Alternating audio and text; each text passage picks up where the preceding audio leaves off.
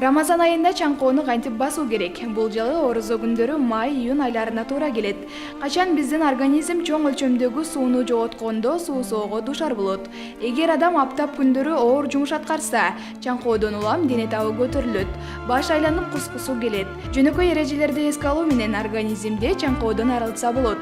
Биринчиден, рационуңузда чай, кофе, алкоголдук ичимдиктерди, газдалган сууларды алып салыңыз. Аларда кофеин жана химикалык кошулмалар болгондуктан алар кайрадан чаңкоону басуунун ордуна күчөтөт.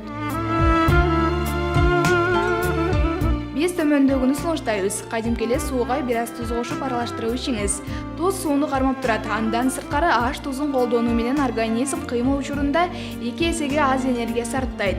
Чаңкоо жаш курактан да көз каранды. Көп кыймылдаган адамдар күнүнө 2-3 литр суюктукту талап кылат. Чаңкоону суу, көк чай, чөп чайлар басат. Эртең менен ооз бекитүүдөгү жана кечки ооз ачуудагы тамакты көзөмөлдөө менен ден соолугуңузга жакшы кам көргөн болосуз. Эртең менен куурулган, майлуу, туздалган таттуу тамактарды чектеңиз. Эмне үчүн десеңиз, куурулган жана майлуу тамактар ашказанды жана ичегилерди дүүлүктүрүп, сиңири оорлойт. Туздуу, ачуу таттуулар да суусатат. Ооз бекитүүдөгү эң сиңимдүү жеңил тамак бул ар түрдүү боткулар. Анын курамында пайдалуу клетчаткалар болгондуктан бир күндүк энергияны камсыз кыла алат. Кызылча, картошка, капуста, сабиз жана башка жер жемиштер дагы пайдалуу. Кычкылы аз мөмө жемиштер ичегинин иштешин жакшыртат.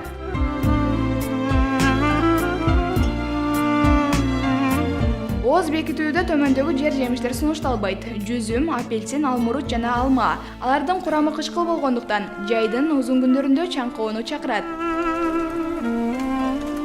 Ооз ачуунун курма менен баштаган жакшы. 18 саат ашка жүргөндөн кийин жегиң жана ичкиң келет.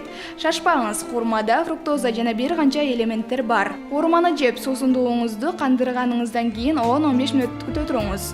Сиздин ашказаныңызга пайдалуу азык баргандан кийин мээге ашказанда тамак бар деген сигнал барат. Демек, тамакка болгон табиттин күчтүүлүгүн азайтат. Пайгамбар Мухаммед саллаллаху алейхи ва саллям да ооз ачууну курма менен баштаган.